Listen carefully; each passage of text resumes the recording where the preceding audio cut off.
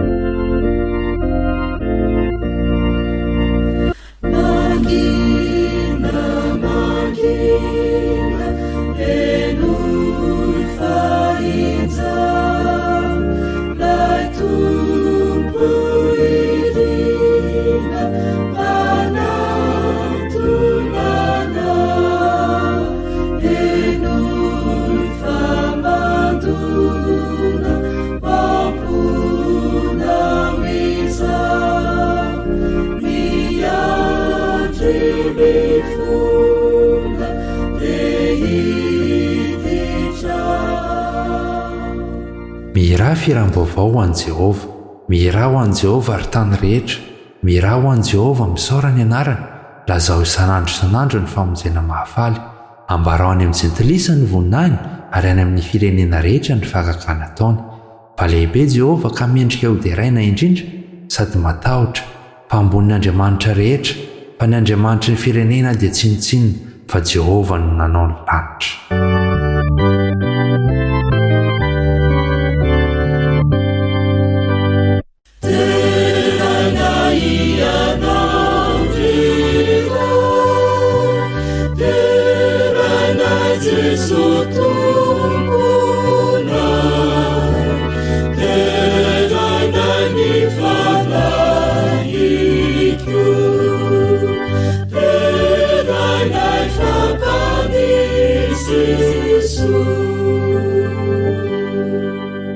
Anao ndera sy ny voninahitra ry Tompo Andriamanitray ary aoka ho aminay kosa ny fahasoavana sy ny famondram-ponao.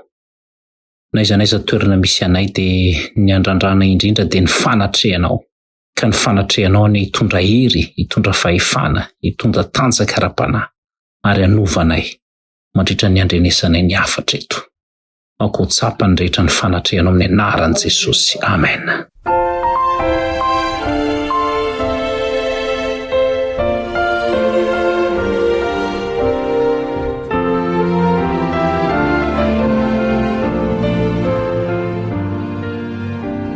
Faly miarabantsika tsirairay avy mpiaino ajaina amin'izao andro sabata izao. Ankehitriny dia tonga amin'ny fandaharana manokana fanompom-pivavahana. Faly izahay miaraka aminareo eto ary ny firariantsonay dia mba ho feno ny fitahian'Andriamanitra ny izao sabata tontolo andro izao, ary mirary anareo tsirairay avy izahay mba hiaraka aminay hatramin'ny farany mandritra ity fandaharana ity. Ka ho fanombohantsika izao fotoana izao dia andeha isika hiaraka hidera sy hanandratra ny feontsika hiaraka hanao ny hira fa 7:30, hira laharana fa 7:30, midera ny anaranao.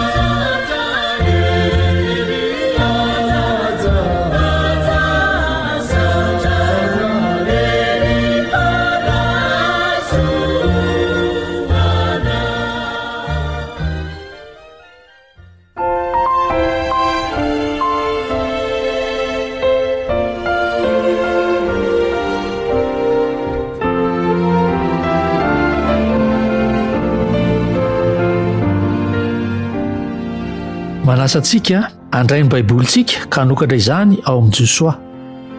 Josoa toko 7 ny 9:20 sy 17. Josoa toko 7 9:20 sy 17. Rehefa hitantsika zany dia vakiantsika amin'ny anaran'i Jesosy.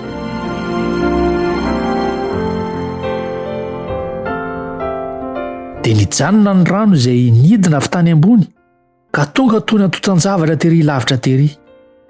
Dia tery amin'ny tanàna Adama izay anilan'ny Zaretana. Eny, tapaka tokoa ny rano izay nidina ho any amin'ny ranomasiny tany hay dia ny ranomaso tsira, ary ny olona dia nita tandrifin'ny Jeriko. Ary ny mpisorona izay nitondra ny fiarahana fanekeny Jehovah dia nijoro tsara tamin'ny tany maina teo afovoan'ny Jordana. Ary ny Israely rehetra nandeha tamin'ny tany maina mandra-tafitana izy rehetra any Jordana. Ho tainana izany teny izany asoa sy ampahery antsika tsirairay avy. Amen.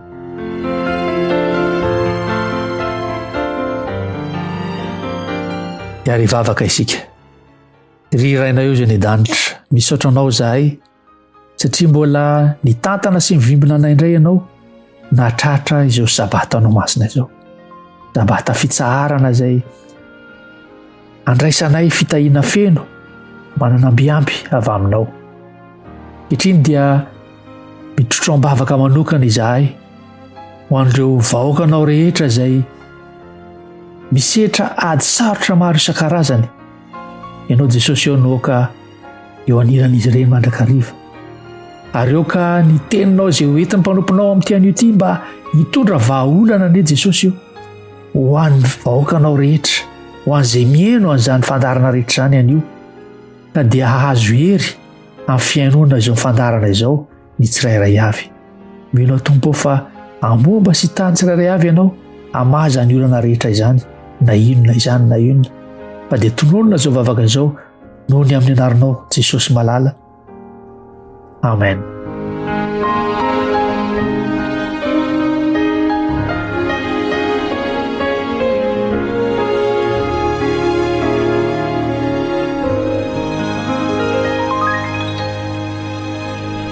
Ho fanomanana ny fosana mampanantsika tsirairay avy alohany andrenesantsika ny teniny izay hoentin'ny pastora Ernesta Andriamparatsoa dia andehantsika hiaraka eno an'ity irairay ity.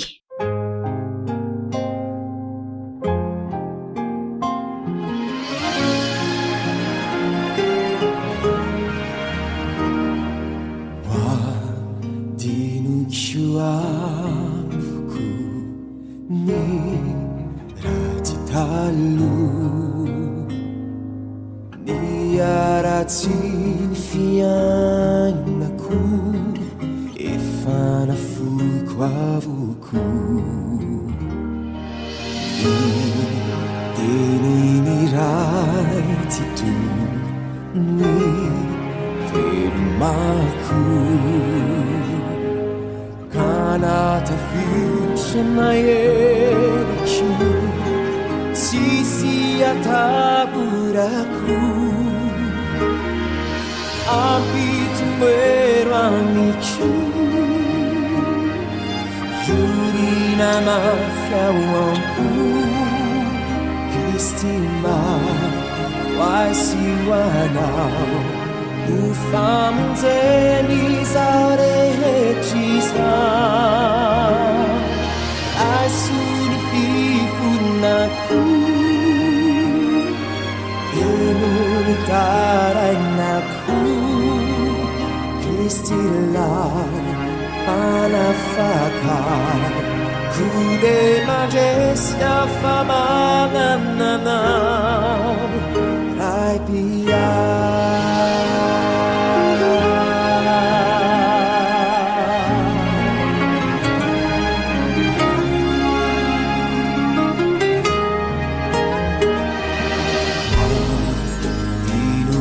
dinucciuaku ni ratitalu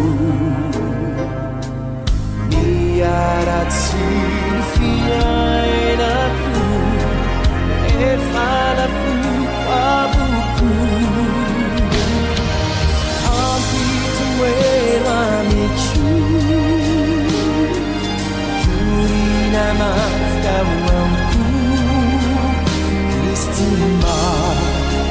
爱喜欢ao他们在你早的起早还是你皮肤那苦也努力他的那苦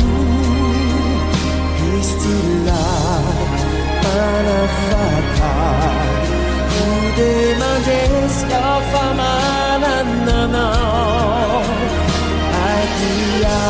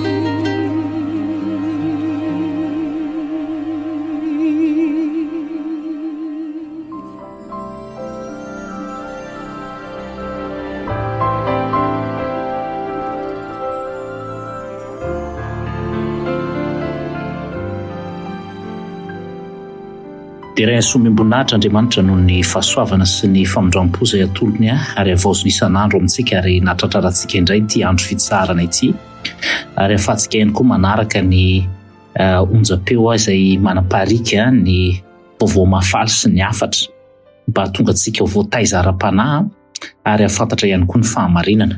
Misaotra an'Andriamanitra ihany koa isika ny amin'ny fikirakirana amin'ny lafiny teknika rehetra ka mahatonga ny onjam-peo tonga any amin'ny tokantrano tsirairay avy ary naizanaiza andrenesanao ny toroteny amin'izao ora sy fotoana izao dia inoana isy antenainay fa hikasika manokana ny fonao Andriamanitra ary ahatonga an'izany anakery sy fahefana eo amin'ny fiainanao manokana.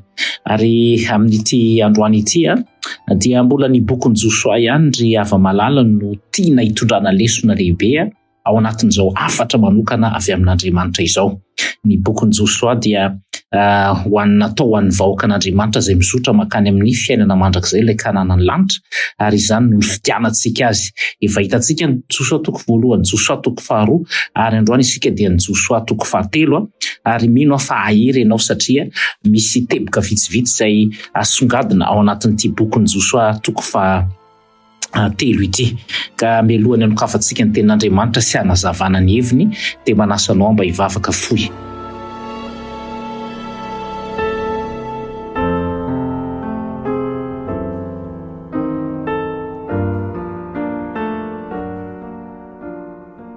Fanahy masino mangataka aminao mba hanositra manokana amin'ny molotro ary ahatonga ny afatra isy fahefana sy hery any amin'izay rehetra hiantefany amin'izao ora sy fotoana izao. Mitahi manokana ny onjam-peo amin'ny anaran'i Jesosy. Amen.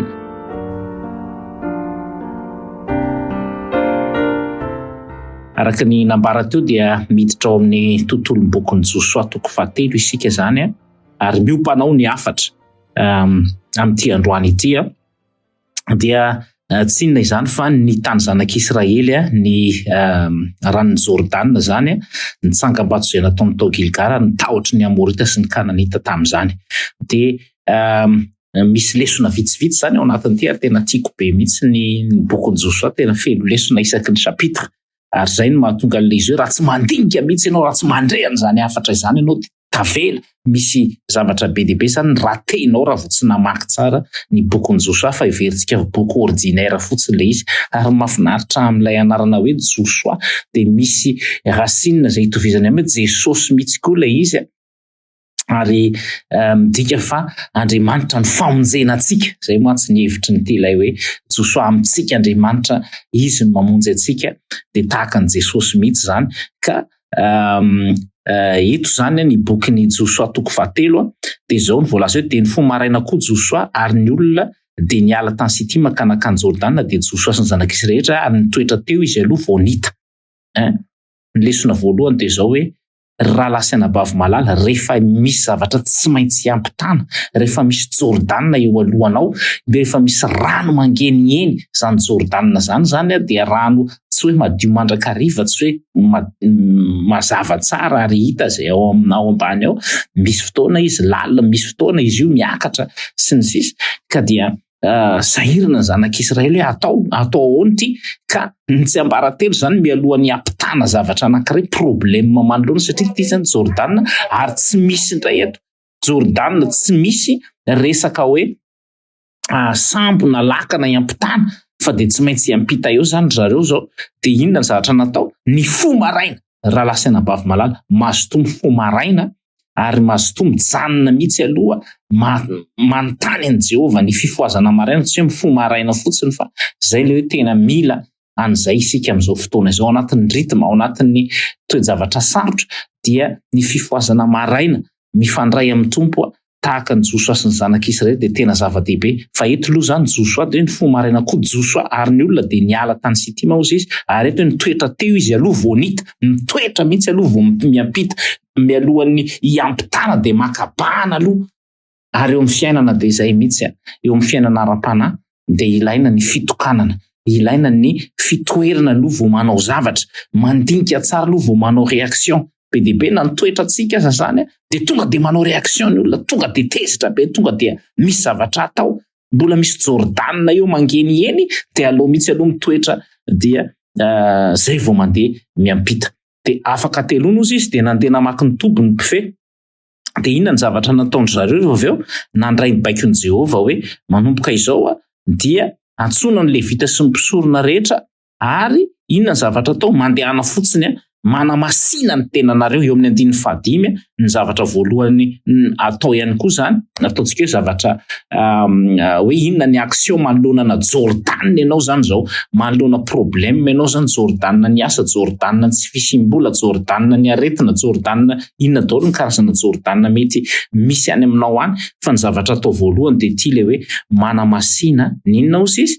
Manamasina ny tenanareo.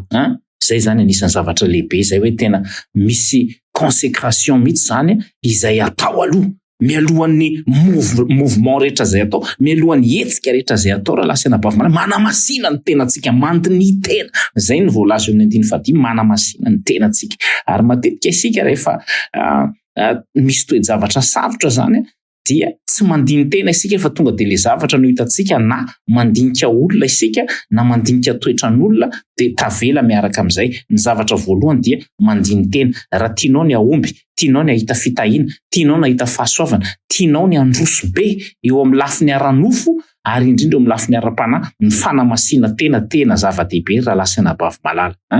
Fanamasinana tena, mitandrina ny fahamasinana, ny fiteninao ve mitandrina ny fahamasinana, ny fihetsikao ve mitandrina ny fahamasinana, ny fisainanao ve mitandrina ny fahamasinana, ny mombanao rehetra ve mitandrina n'izany fahamasinana izany, manamasina ny tenanareo. Tena hoe manoka tena mihitsy zany ho amin'Andriamanitra, ary manadio ny ao anatin'ny fonao so dia mbola maloto ny fonao, maloto ny fahotana, maloto ny fahatezerana, maloto ny fialonana, maloto ny fiteny tsy mendrika, maloto ny fosafosa, maloto amin'ny fialonana be dia be eny amin'ny toerana rehetra eny. Esory aoka adio am-po, mbola tsy mamela heloka ihany ve ianao hatramin'izao? Tsy madio am-po zany, mbola tsy manamasy tena zany, mahatonga antsika haloto izany. Moa ve mbola mihinana izay zavatra voararaka manimba ny tempolin'ny fanamasina, na zavatra sotroina na foana na arapaka na hoanina, manimba ny fahamasinana zany rehetrarehetra izany. Indro ankehitriny tonga ny afatra aminao manao hoe aoka hanoka tena ary aoka ho masina isika tsirairay avy eo anatrehan'Andriamanitra.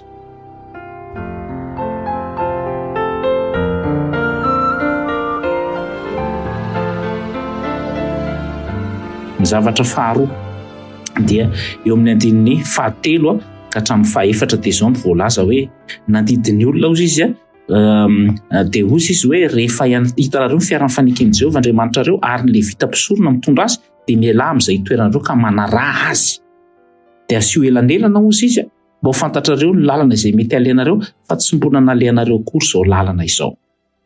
Izay zany ny zavatra anankiray indray amin'ny andininy fahatelo sy fahaefatra. Ny lesona faharoa zany dia izao hoe aoka anaraka tsara ny fiaran'ny fanekena ary maso tsy hiala amin'izany mihitsy hoe ny fiaran'ny fanekena mantsy dia marika ny présence an'Andriamanitra, marika ny toerana izay misy an'Andriamanitra ka izao manaraka tsara.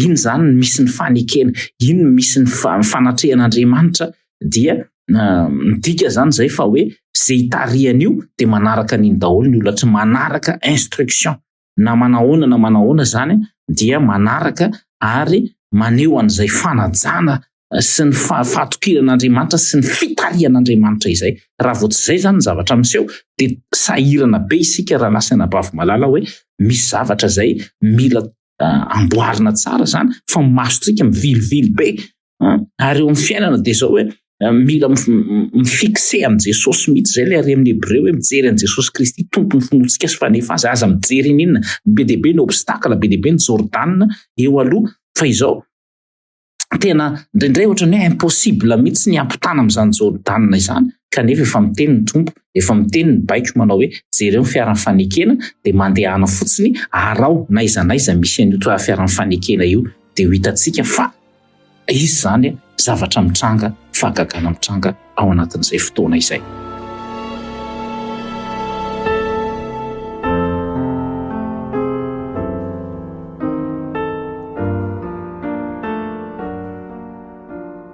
Ny zavatra manaraka ry havana dia izao hoe anisan'ny lehibe indrindra ao anatin'ity afatra ity dia tsy inona izany fa ny fihetsehana izay nataon'ireto zanak'Israely reto.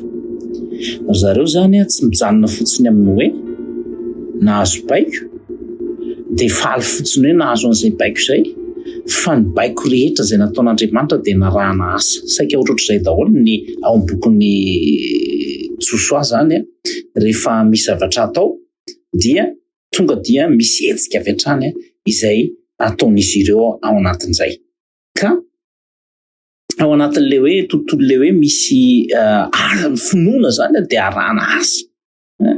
Tsy mijanona fotsiny amin'izao fa ny finoana rehetra dia arahana asa ry avy malala ary zany fanarahana asa ny finoana zany dia tena miseho eo amin'ny andininy 5:10 sy 6:10 izay mivaky toy izao amin'ny anaran'i Jesosy 5:10 sy 6:10 dia izao nivaky ny teny ka tonga teo Jordan izay nitondra ny fiara ary naroboky ny mpisorona izay nitondra ny fiara tamin'ny sisin'ny rano ny tongony fa tondraka mihoatra ny molony rehetra Jordan mandritra ny fararano dia nijanona ny rano izay nidina avy tany ambony ka tonga toy ny antotan-javatra tery lavitra ery dia tery amin'ny tanàna Adama. Zany hoe vao nanitsaka zany ny tongotry ny mpisorona dia nanena izy tonga dia nizara roa ny rano, nijanona mihitsy ny rano. Tiako be zany zavatra zany hoe ny ainany zanak'Israely izany miracle tsy mbola nisy toy izany mihitsy hoe efa nisy aloha teo amin'ny fitanan'ny ranomasina mena dia ity indray zany ny zavatra faharoa hoe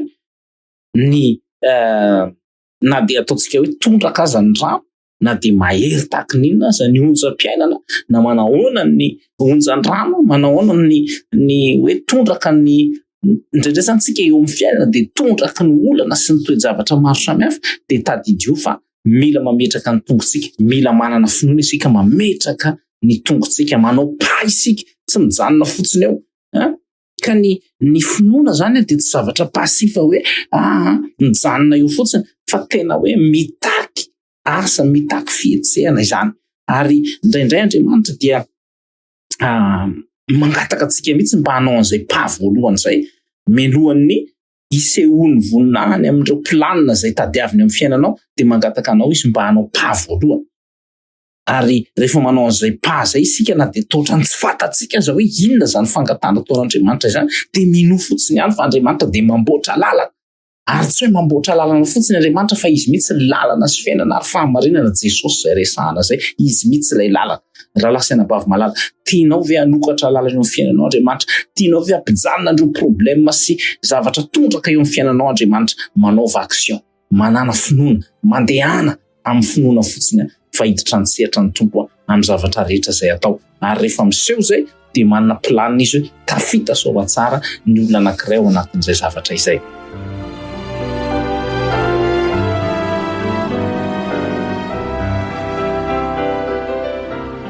Dia ny zavatra fahaefatra ary anisan'ny tena mahafinaritra ihany koa dia ilay hoe fomba namboarin'Andriamanitra n'izay lalana zay zany, rehefa le hitantsika teo zany dia ilay hoe mitaky finoana, ny mitaky asa ny finoana, ary ty manaraka ty dia ilay hoe Andriamanitra mamboatra ny lalana. Ka hitantsika zany hoe nametraka ny tongony taiza ozy izy tao anatin'ny rano fotsiny reto olona reto mpisorona reto zany, dia tonga dia ny rano zany dia nijanona, tsy nandeha tsolo ny rano. Tsy mbola nisy ohatran'izany hoy isika teo amin'ny 5:7.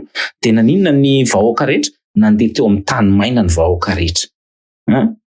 Ary io raha ohatra zany mbola nisy olona velona tamin'io dia efa nanana expérience ohatran'izay le tary amin'ny ranomasina mena, ary dia zao hoe manana fomba rehetra Andriamanitra, indrindra mijanona, indrindra mizara roa io rano io, ka manana fomba rehetra zany Andriamanitra mba anaovana fahagagana eo amin'ny fiainanao, anaovana amahana ny olana rehetra zay misy eo amintsika raha lasaina bavy malala.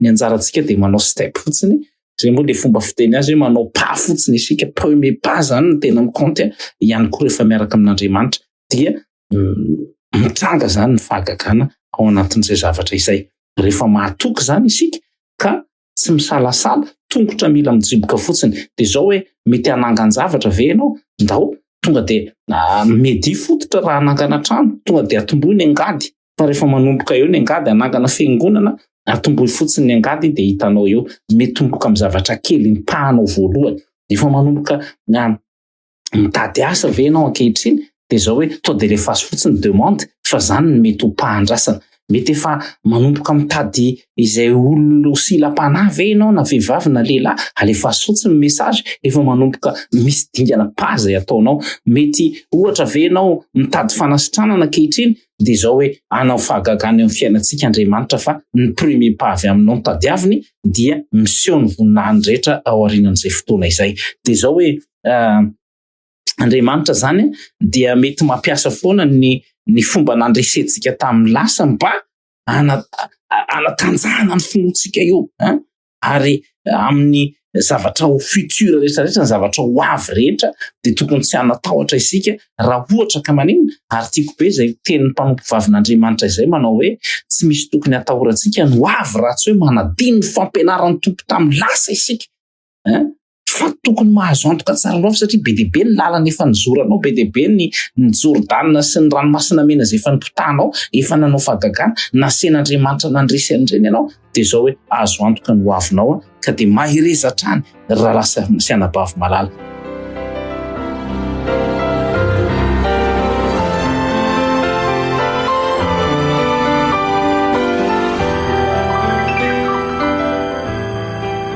Ka izao ny amaranantsika azy hoe be dia be zany ny teny fikasana izay nomen'Andriamanitra momba ny ataontsika hoe fandresena izay tokony homena ny mpanompony. Ka eto ty bokin'ny Joshua 2:7 ty dia mampatsiahy antsika zany fa nanome ny teny fikasana izay mila raisina amin'ny finoana Andriamanitra, mila raisina amin'ny fankatoavana, ary mila miomana ihany koa isika mandray an'izany. Indrindray zany ny tompo tsy hoe akory hoe vao manomana ny fitahiana ho antsika izy, tsy manomana ny fitahiana ho anao Andriamanitra efa feno be dia be mihitsy ao anatin'ny fitehirizana ny fitahiana rehetra ho antsika, fa manomana antsika izy mba handray ny fitahiana. Zany hoe isika zany mety mbola tsy vonona mahatonga ny fitahiana tsy mirotsaka indraindray, ka dia aoka hanamasy tena araka ny voalaza teo.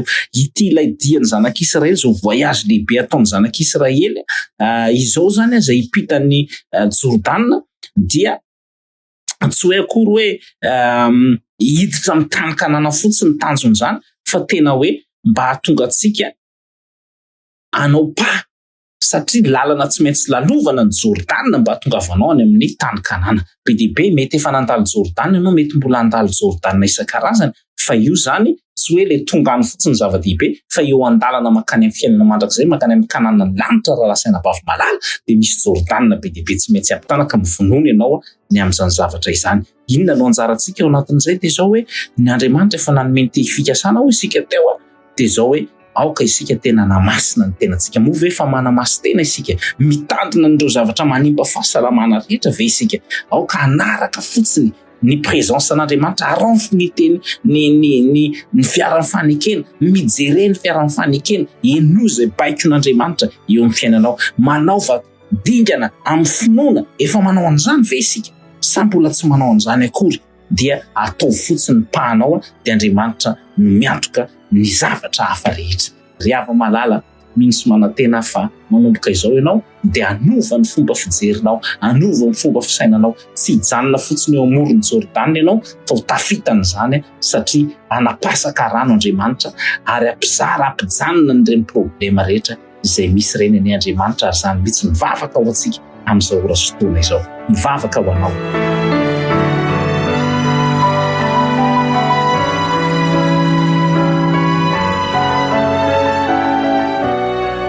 Ray masina tsara indrindra izay ny an-danitra, araka ny teny fikasanao dia mahatoko tanteraka izany ao amin'ny eny, fa rehefa manome fandresena ianao dia manome an'izany hatramin'ny farany. Mampijanona ny rano ianao, mampizara roa ny rano ianao. Ka raha misy olona mandalo toe-javatra sarotra tompo amin'izao ora sy fotoana izao, naiza misy an'izany olona izany ka mandray an'izao hafatra izao, dia aoka mba hizara roa ny olana rehetra, aoka tsy hanan-kery, tsy hanam-pahefana amin'ny olona izany olana sy aretina izay manjo azy izany. Izahay kosa dia aoka namasy tena, aoka hibanjina ny Jesosy Kristy ilay tompony finoana sady mpanefa azy, aoka hanao dingana fotsiny, hanao panady indray mandeha aza mba tena haneho ny finoanay amin'izany zavatra izay ataonao izany.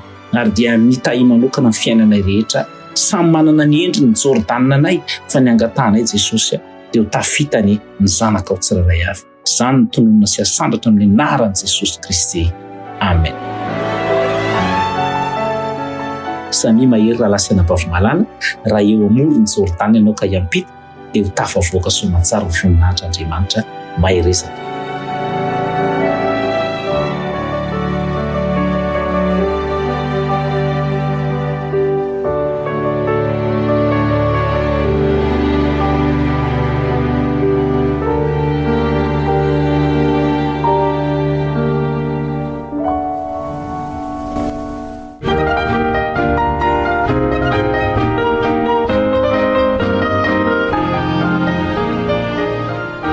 Misaotra an'Andriamanitra lehibe indray isika satria mbola afaka nandria ny teniny manokana izay noentiny mpanompony teo iny.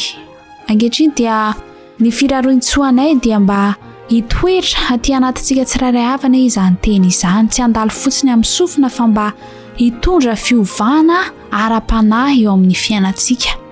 Ary ny fanirianay moa zany eto amin'ny Open Radio dia ny anandratra fanantenana amin'ny fiainantsika tsirairay avy ireo.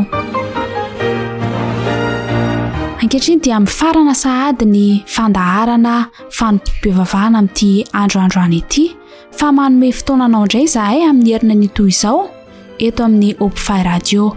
Isaorantsika manokana ny mpanompony Pasteur Ernest Andriamparantsoa izay nitondra ny teniny teo, ary izao moa Nonsiara Zakanjoary no nanolotra ny fandaharana tamin'ity androany ity, dia manome velomanao indray mandra-piona amin'ny manaraka indray.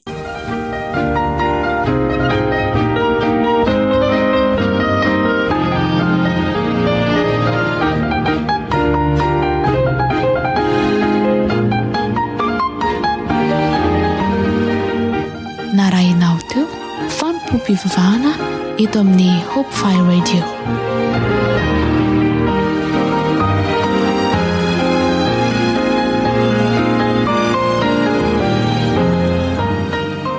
Usabata feno fitahinana, usabata feno fahasambarana, usabata feno fifalinana ity tontolo androntsika anio ity. Azonao atao ny mamerina miaina sy maka izao fandaharantsika izao ao amin'ny tranokala fanantenana ho anao .org/fanompom-pivavahana